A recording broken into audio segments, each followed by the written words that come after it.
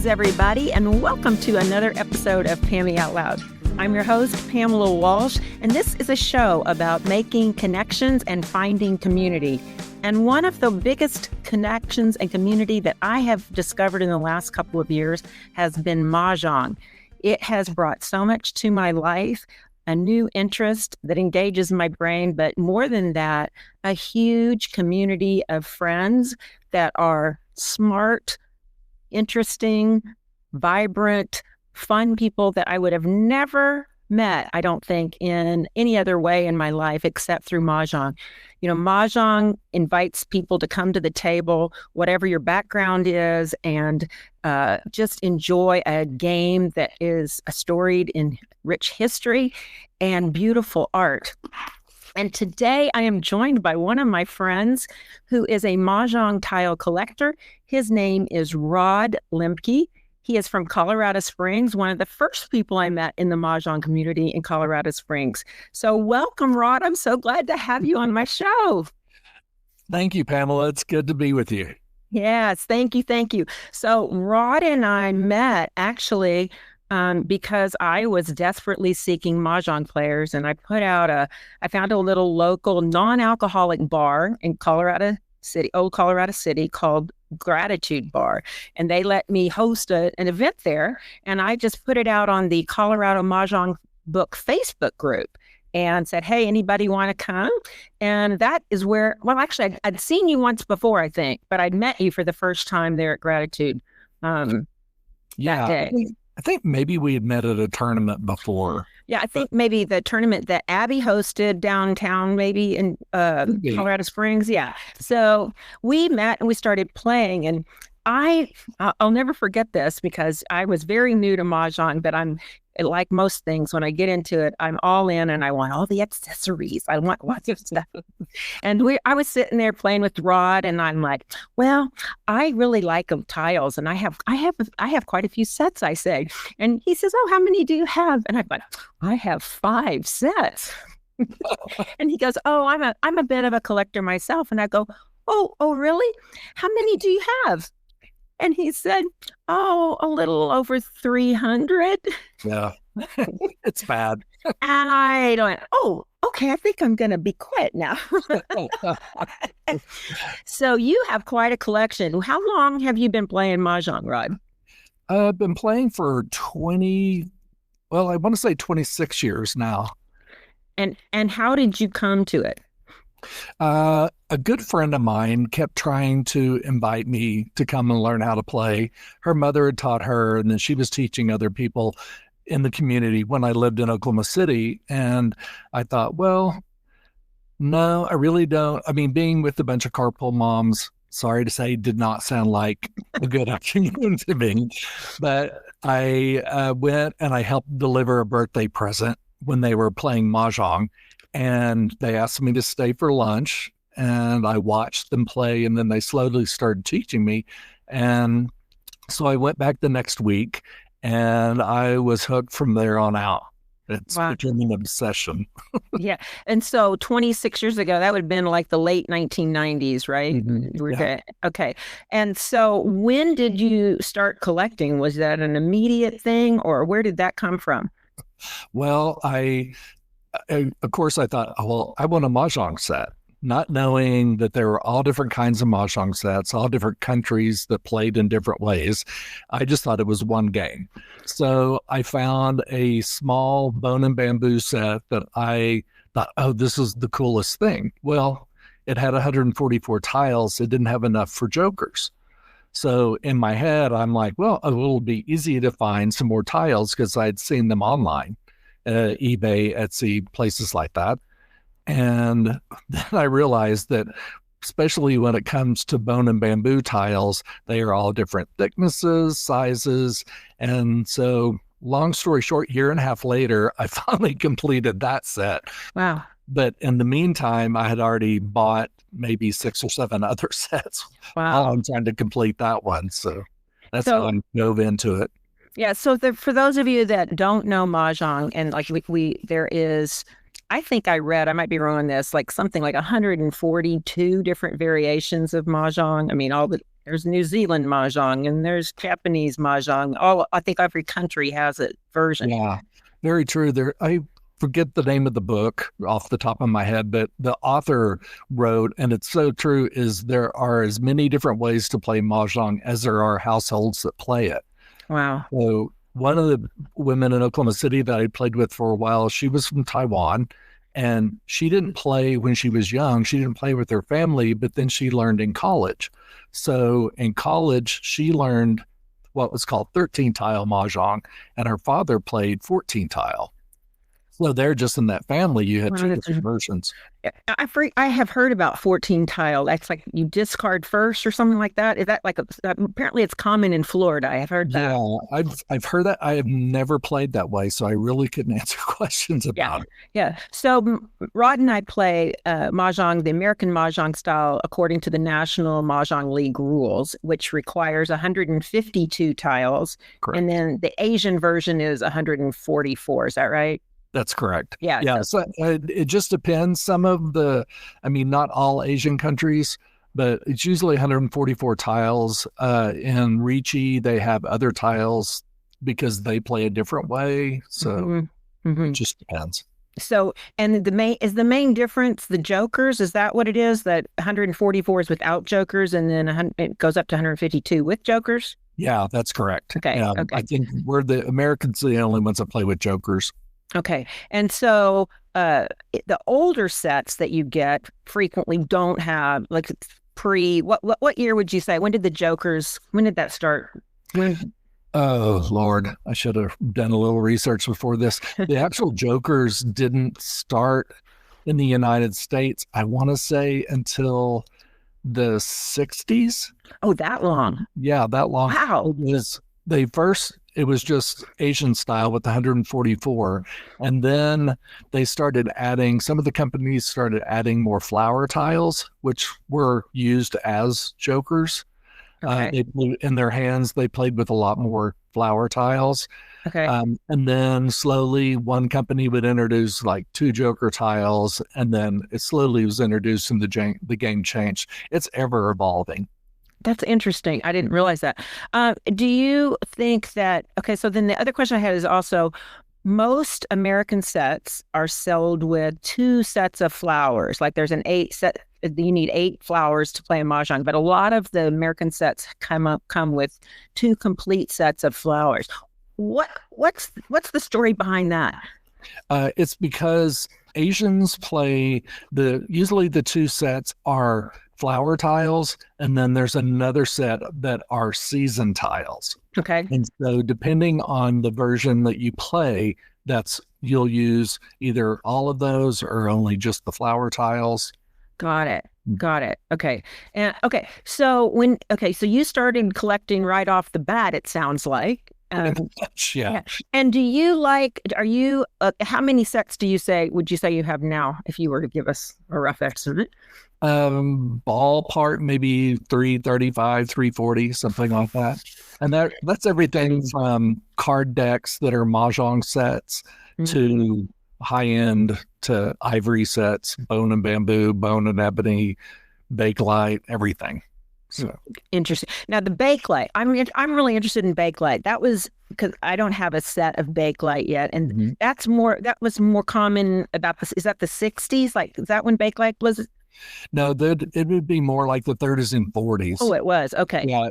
Bakelite is the first quote unquote plastic that they came out with, but it wasn't from petroleum products. It was from plant products. So it's not a stable plastic. Is that why they're always yellow? Well, majority of them are yellow. There are black. There's also red, but because they're not stable, they react to heat. They react to exposure to moisture, to gases, that type of thing. So you can find a bakelite mahjong set, and it can be pristine, or every tile in there can almost look different, lighter, darker, but they could all be from the same set. It's just what they've been exposed to. Oh, that's interesting. So the first mahjong tiles were made out of what? Well, the the game first started as like a card game. Okay. So they used paper cards, and then it went to Was that in China? Like when it was in China you're talking about? yeah. Okay. There's all kinds of stories about when MahJong actually got started. They talk about Confucius and all that kind of stuff. Really, the first time that it was really talked about was the late 1800s. Okay. It was, where it came up in stories or articles and newspapers and things like that. But yeah, the first ones would have been wood or bamboo. Okay. And then bone and bamboo, and it just evolved from there. And and then you said ivory. There's some of ivory. That's probably, Right. is that considered like no good anymore because of its ivory is considered, Well, there's not any market. you don't produce ivory sets anymore because Okay. it's illegal. Well, Okay. at least in our country it is. There are sets that were produced back in the 60s when it was still legal. Got it. So Have some ivory sets? I have 3 or Of course you do. Of course you do. yeah, it's really hard for me. I mean, ivory's it feels good in your hand. Mm-hmm. But also the ones that are bone and bamboo feel just as good. Mm-hmm. I got a set of bone and bamboo off of eBay. I didn't even know what I was doing. I think I've showed them to you, and it is so fun to have. I think they said mine was from the 1920s, and then they had matched up some jokers to go with them. Found other tiles, and it's just there. It's really, I don't know. There's something that's makes you feel so connected to the history of the game to be playing with tiles like those. Oh yeah, I would definitely agree. And the bone and bamboo, those are some of my favorite sets. And I learned from somebody that the bone is not infrequently is cow bone actually. Correct. Yeah, bovine. Did not know that. Yeah. Yeah, at the time when they started making them, the companies here, well, when MahJong took off here in the United States, they started making tiles and then sending them over. And then companies here would put them in the decorative boxes, things like that. Well, the game became so popular that at one point in the cattle yards in Chicago, where they were slaughtering cattle, they would send the bones back over to China, have them made into tiles, and then send them back. Wow. Because China did not have enough bone to be able to produce what they were needing. Wow, that's fascinating. Okay, yeah. So they moved from card, then probably bone, and you're saying bone and bamboo. Or bamboo first, and then bone and bamboo. Okay, and then the next iteration would have been what? It stayed bone and bamboo, or, well, it just depends on the country. Some places, it became so popular that so many companies were making MahJong sets. Okay. So after the bone and bamboo or the bamboo, they went to, Parker Brothers, would have cardboard sets. Wow. Some are like a man-made stone that might have a metal cap on it. Okay. Some of them are made from a billiard company. They're made from that type of material that's inside the billiard ball. Okay. It just kind of skyrocketed whatever they could do. Interesting. And then you got the Bakelite came along. Yeah. Bakelite and Catlin came along. Catlin's also another. What's Catlin? It's another plastic. Plastic? Okay. Yeah, okay. But again, it's plant-based. It's not petroleum-based. Okay. And so you got the Bakelite. Then we keep going forward. Acrylic comes into play. Lucite. Yeah. Lucite. Okay. Mm-hmm. Okay. That comes in the 60s and 70s. And they were, what I like about some of those sets is they are still hand carved. They're not machine produced. Oh, so, interesting. Yeah. That's my take on why I like a set, is because I love craft. Mm-hmm. And that's what draws me to certain sets. That's interesting. Okay, what do you have? Do you have a favorite set? Is that like asking you which is your favorite child? Yeah, it is. It really is. It really depends. Sometimes, I play with a regular group on Thursdays, right. And whenever they come over to my house when I'm hosting is I just bring out a different set every time. Let me just do a little side note here. I have been privileged to go over to Rod's house, and we affectionately call his little room, I'm not going to say little room, but his big room downstairs, the Maj Mahal, because Right. it is something else with all of the sets beautifully displayed, but also other MahJong artifacts too you've collected.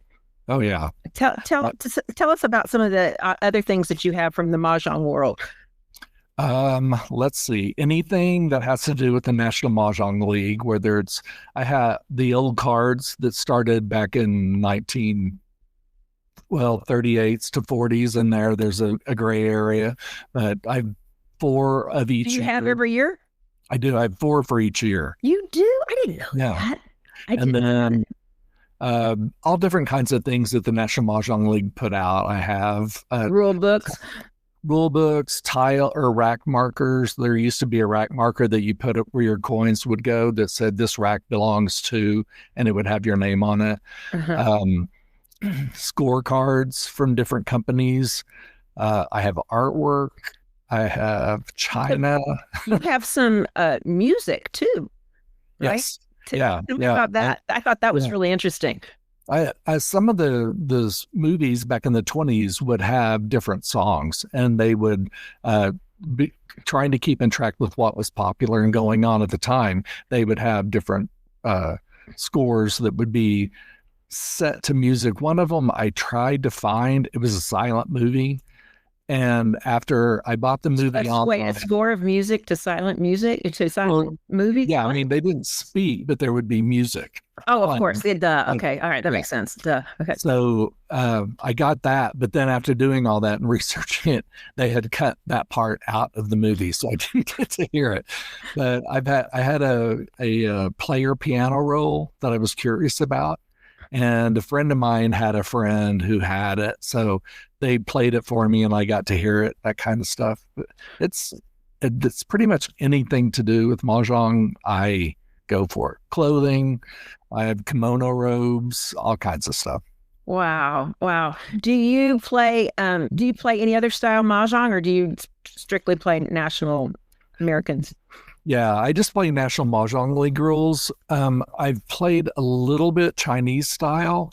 I don't know how the scoring works and all that. My partner's learned American very quickly, and then now he knows how to play Chinese, and his next goal is to learn Riichi, which is the Japanese version. Yeah, shout out to Bobby. Bobby, I also met Bobby at the same time I met Rod, and he had only been playing about the same amount of time I had. I think he learned it and picked it up so fast. It's amazing. He's good. Yeah, he's very good.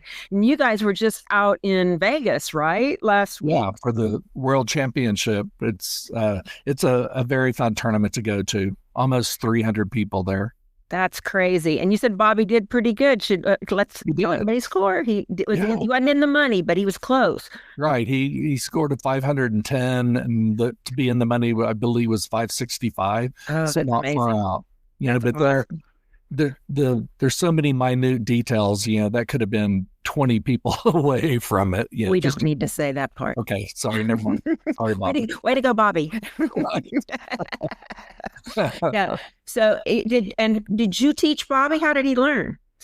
Well, I was going to I taught him some things about MahJong, and then I was going to a tournament in Palm Springs, and I gave him a couple books, and I said, "Here, read these, and if you have any questions, let me know." So then I came back from the tournament, and he had picked it up so quickly and had been playing online while I was gone.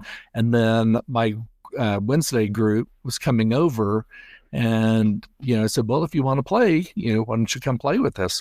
And it was typical kind of beginner thing. I'm going to go to the same hand every time type of thing, but he far surpassed that. Yeah. That was in January, and by February he was already up to speed to be able to go to tournaments. He's amazing. I really, and he's a lot of fun to play with. We do tease him. He likes to really throw us off for a loop. We call it a Bobby pass during the Charleston, when all of a sudden you'll get 8 Yeah, 3/8, and you're like, what? Wait, what?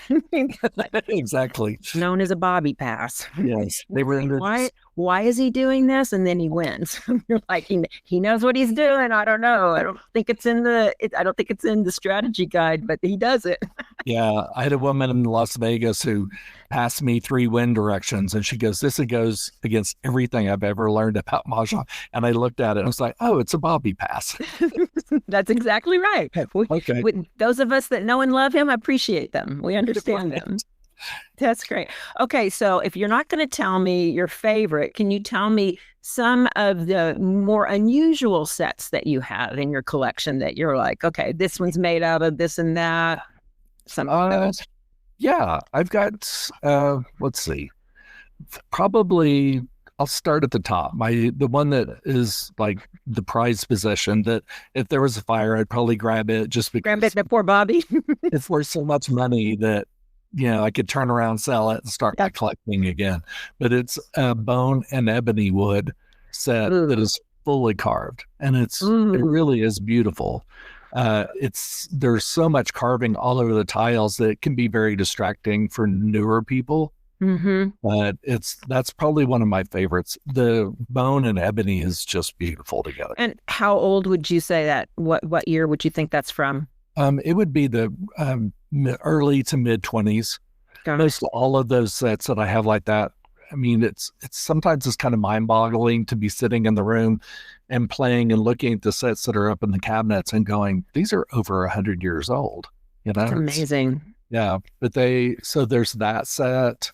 If your house is on fire, I'm running over there and helping you. I just want you to know. Right. Parking them under my arms.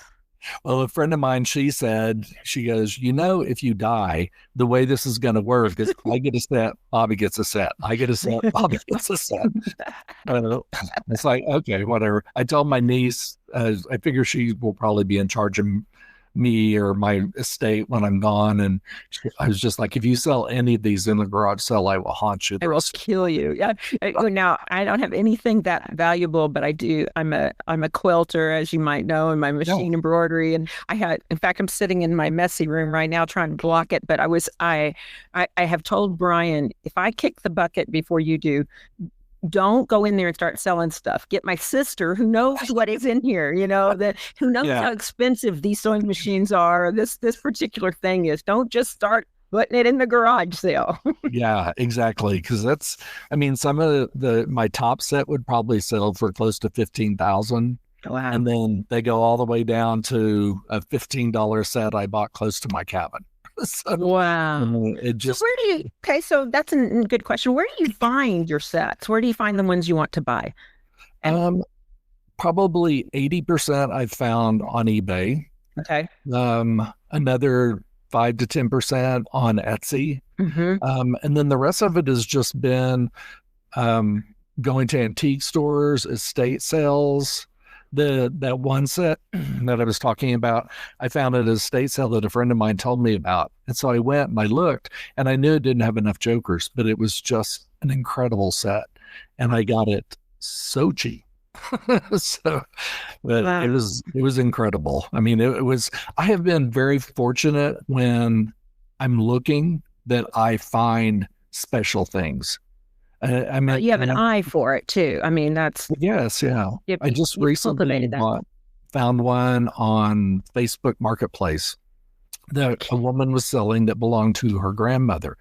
And what really it's a beautiful set, the tiles, and they're good quality, but the case was just beautiful. It was leather gilded with some gold around it, and then it has white jade buckle on the top from an old piece, and then it has white jade pulls for the drawers. I mean, a really special set. Now, it's interesting to me because part of the collecting is also acquiring like the boxes. I mean, I guess it's kind of like a doll collector. You want the box as well as the doll. Right. You want the box as well as the tiles. Is that true? It is true. You like to have that. Some of the sets I have a long line of provenance that to know where everything came from, and then others you have no idea. Plus, when they started exporting tiles back here to the States. So they would say, make a set of MahJong tiles. Well, it didn't necessarily fit properly with the cases that were being made here in the United States. So, some people will switch things in and out. As a collector, I do sometimes, because I'll find something that's very special as far as tiles go, but the case that it's in does not reflect what's inside. So how do you have yours? Like you keep them in the cases that they're in, and then you tag them, don't you? Don't you have did I see that when I was there? Like, so the tag gives you information on. I assume. I didn't even look at the tags, but where it came from, or that. Yeah, most all the Bakelite Catlin sets that I have, some of the newer sets, I have a paper tag on it that explains what they are. Also, because being a collector, and you find something that's like, oh, these are pretty, but I don't have enough to play American style. Then, I start looking, trying to see with other collectors or online if I can find tiles to complete the set. Yeah, that's a great question. Well, how do you do that? People say, where do you find the tiles to complete a set that makes it, so that you can't tell the difference between. Right. It is long and hard work. Sometimes you'll have a collector that, you can say, hey, I'm trying to find these, or I'm missing 2 tiles. Do you have anything available? And especially from collectors, they're not cheap when you do it. Mm-hmm. Other times I'll see online a set that's a partial set, say there's maybe 20 tiles missing. And so I'll buy that, because usually you can buy them fairly cheap. And then I use them as orphan tiles. So then I'll look and see in my orphan tiles what I have to complete other sets. Oh, that's cool. All right. Yeah, and then also that would be of value to you have those as something you can supply to somebody else potentially as well. Yeah. And that's as a collector. And friends of mine or people are always asking if I have something to match. And if I do, I'll gladly share that with them, but it's a long process. You can have 2 identical sets that were made by the same maker in the same day, but then when you get them, they're different colors or they're different thicknesses, all different things like that. You have to measure things out, because if you have one tile that's off, it's like a marked card in debt. Right. Okay. So what about there is a whole side industry too of people that do like stickers, things like that. What do you, like, if you find, let's say, like, so what do you do? Like, let's say you find a tile that matches your set and you want it to be a Joker. What do you do? What's your process? I go online and I buy Joker stickers. You do. Yeah. Go ahead. There's several people that make them, and they're good quality stickers. They're not your standard Avery labels. No. Yeah. They're some of them are beautiful, and depending on who you use, you can you can pick the image you want, you can pick the background color that you want, so it matches your tile. And the more choices you have, the higher the price goes for the stickers. But I've made older sets that are like that. Do you ever have any carved? Do you ever, have you ever taken some and say, okay, try to match this with this? Now what again? Instead of a sticker, have it carved, actually carve it, or not? I haven't done that yet. Okay.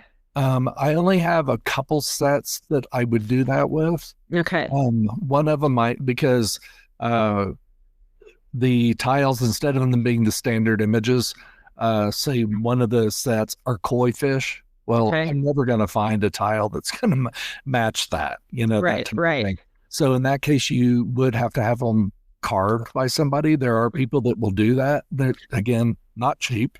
Right. You can spend up to $100 a tile, just depending. Right. But actually, one of the connections that Rod and I have is Christine Whitman out of Denver area, and I actually met her because I had lost an 8 crack at the tournament that we were at, the very first tournament we were at, and And this was not an expensive set. It was, mass marketed Yellow Mountain import set, but I'd only had it for a couple months, and I didn't want a sticker. I mean, I had stickers, but I didn't want to put a sticker on it. And so I love this story, and I've told it so many times, but it just shows the generosity of the MahJong community. I put it out there on the Colorado MahJong Facebook group. I've lost this tile, and what did I do? And in very short order, the tournament director, who's now our friend Abby, she found somebody that was making jewelry, and that just happened to be making jewelry out of the exact tiles that I owned. And she had an 8-crack. Then I got connected with Christine is a master craftsman who makes she's incredible. Custom sets. She talks to you about what material you want them made out of, and then what do you want them to look like. And it's an amazing process. But I got connected with her, and I said, hey, would you carve me an 8-crack if I give you? And she said, sure. And she did it. She did it for me. And I mean, you can't tell the difference, the paint color, everything about it. You cannot tell the difference. And then after all of it was said and done, 2 months later, the bar, which had hosted the tournament, they found the 8-crack. And so I ended up with like 3 extra 8-cracks. Right. So now I always tell people my favorite tile is the 8-crack, because it was because of that I met so many lovely people. But so unusual to have all that happen like it did. It was amazing. It was just amazing. And like I said, so many people reached out and helped me. Call this person, look here. I'm really grateful. But you have a couple of Christine Whitman's custom made sets, don't you? I do. Yeah. We had one that is, it's a beautiful set that she made for me that is white buffalo horn and mother of pearl. That is just spectacular. I mean, it really is beautiful. Okay. Do you ever play with them or not? I do. You do? But to reference back to Bobby, I think we played with it twice. And every time that we played with it, Bobby just plays like he wins like crazy. Oh, so no, we're not playing with them anymore. Right. So I told him, I said, I'm taking that set and putting it back in the deep, dark corner of my storage room. That's so hilarious. You can't play with it anymore. But that is just an incredible set. She made, she asked you all different details about like what you want your Joker tiles to be like. So I love the image of Happy Buddha. And so she made that for me and as my Joker tiles. And then, as a surprise for me, she made me another set of tiles because I collect Day of the Dead Katrinas. So she made another set of tiles that are Day of the Dead sugar skulls. Oh, wow. Yeah. She is an incredible artist, craftsman. Her skill is beyond belief. It is beyond belief. And also she has beautiful custom wood racks that just, look, you should check her out. I'll put her link in the show notes too, so you can find Christine. But now let me ask you, there's been a huge, I think, boon in the MahJong exposure in the last few years, right? And so we're seeing a lot of influx of new people. I'm one of them, and also there's a lot of kind of new there's interest in, I'm going to call them more modern tiles. There's schools of thought on people who like the modern tiles and people who like the more classic faces. What is your opinion? Where do you fall on that? Some of them I do like that try to stay pretty true to the more classical images. Some of them I really do like. There's one now that, most people thought probably would have thought I never would want it, but now I'm sitting here waiting for them to become available. But what is that? Are you going to tell us? It's from Two Sparrows, and it's called the Rabbit set, I believe. Something like that. Okay.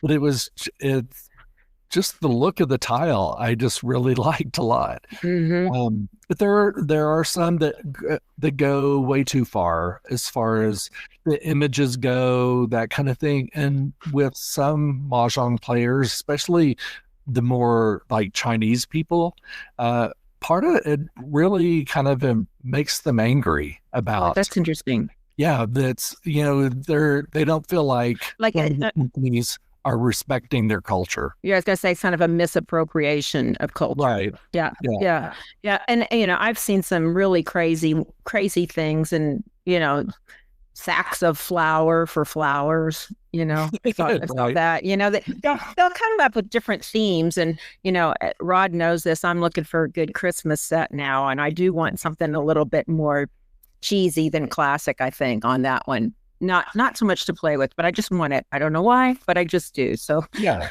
I'm on a hunt for that. But I as when I teach people, I always tell them, when you're beginners, you should probably start with learn with the classic faces, I think. Agreed. And I do think it can be a little confusing for people, and frequently you'll see in tournaments where they require all sets to be classic faces, just so you don't have to have that brain confusion of, is this a dot, or is this a self, Yeah. or whatever. Mm-hmm. Yeah, exactly.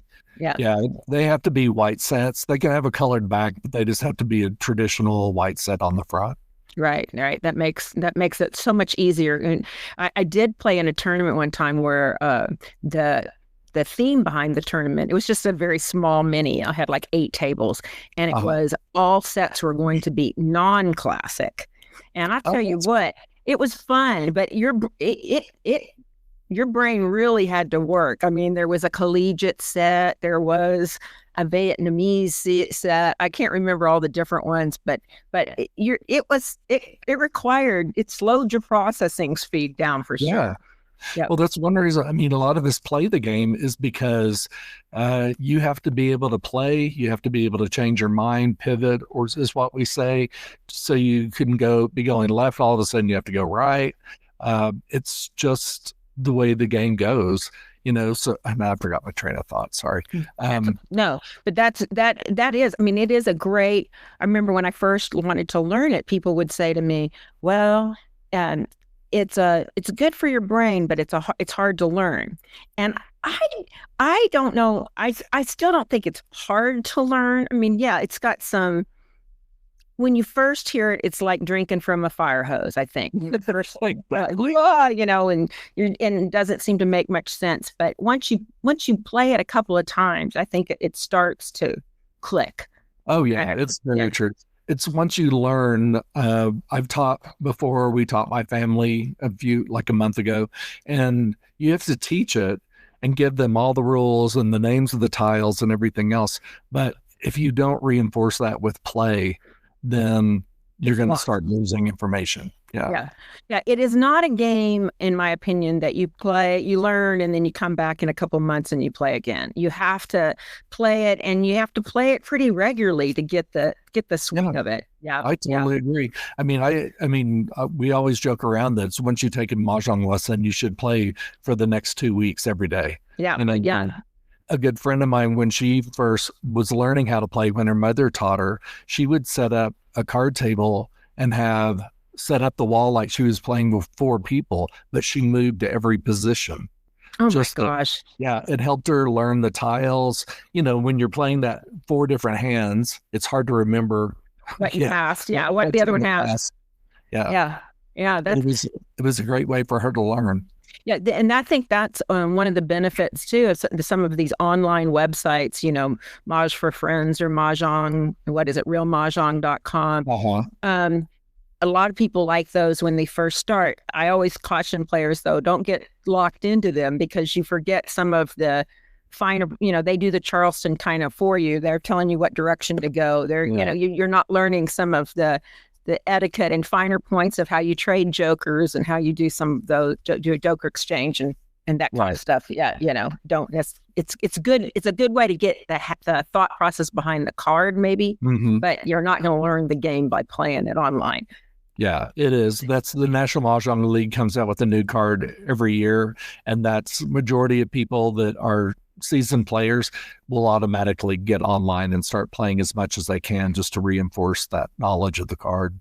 Okay, do you have a favorite hand this year? Probably my favorite hand that I like this year is the wind directions with the 2005 or 2025. Got it. Yeah, I love Now that hand. that's an interesting one because it's not a necessarily easy one to get. No, but I don't know. I just enjoy trying to go for it and get it. Yeah, yeah. Last year there was a 369 hand that I really liked. Line 2, 3, 6, And I 9. I don't love like that one. them this year. So I get it. Yeah, I always say to people, I'm like, I can tell in tournaments when I get tired, I just pick like there's a couple of favorite hands, and I'll just whether I even have them in my hand or not. It's just like I know it. I'll just go for that because I can't focus on what I should be really doing. yeah, that's in a tournament after you've played, 24 games or 20 games, and you're on your last round. Your brain can be mush. Yeah, So I pretty much go for closed hands and singles and pairs because you don't have to think about it. It's just what I draw. It's what that's an interesting strategy because so many people avoid closed hands or singles and pairs because they're hard. But you're right. You don't have to worry about do I need to call something or not. You just have to pay attention if it's gone. Right. And like in Las Vegas last weekend, my score was so bad that it didn't matter what I was going to go for. It was just get me through this. Yeah. One of the things that I really enjoy about MahJong too is if you're having a really bad game, when it's over, you don't have to reveal how crappy your hand really is. Like that you really weren't very close at all. It's just like, as people said at the tournament I was in a couple of weeks ago, they said it's the NBC rule. And I go, what's that? And like, nobody cares, right? When people start going, who had the 2 cracks or what were you going for? She's like, nobody cares. Just throw your tiles and go, which is. Exactly. Or digging through the wall to see how close the next tile was. It would give you MahJong. Yeah. I watch people do that all the time. For people that have not played in tournaments and they say, "Oh, I'm scared to play in a tournament," what is your advice to them, or what are your thoughts on that? I mean, I understand the fear because when I first started playing, I heard horror stories about going to tournaments. And so, but I really wanted to try it. I wanted to see. So a very good friend of mine, Cindy Miller, said there was a MahJong cruise that was coming up. And she said, why don't we do the cruise? Because it was all social. And then the last day they had a tournament. And we knew that there would be a lot of the East Coast women there for the tournament part. And so we thought, well, because typically East Coast women, they're known for being hardcore MahJong players.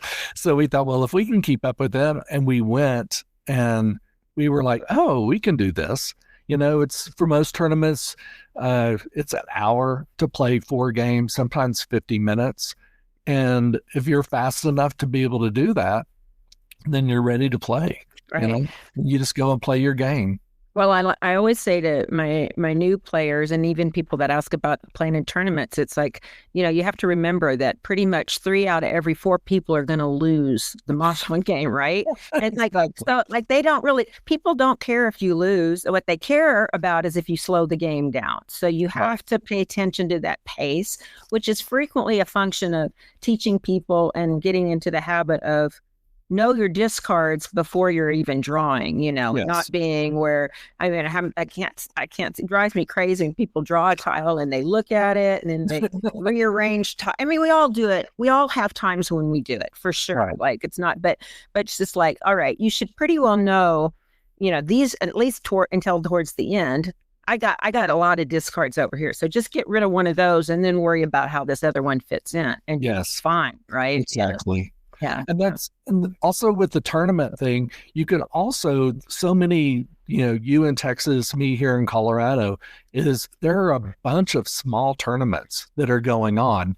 I mean, sometimes 2 times a month, there's some little tournament going, and, the entry fee may be $40 to $50 to get in, but that's a good way to find out if you're fast enough. Some of those tournaments have tournament play, and then they also have social play, where if you want to just go and play social, you can do that.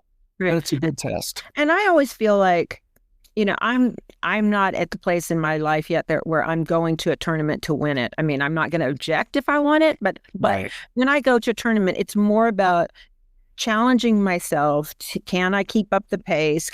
Just, it's a different kind of challenge than social play is for me. And I like that. Not to mention that I have met just some really incredible people at tournaments that I never would have met otherwise either. And there's some people that are a little prickly at tournaments. Agreed. Definitely. But for the most part, most people I find are really, lovely, and everybody's kind of there to have fun and enjoy, and hopefully, Oh yeah. For me, hopefully win a raffle prize. That's my goal. Can I win a raffle prize? Yeah, that's usually by midday on the second day. I'm like, okay, I need to start buying raffle prizes because this score is not going to do anything. This score ain't going to get there very far.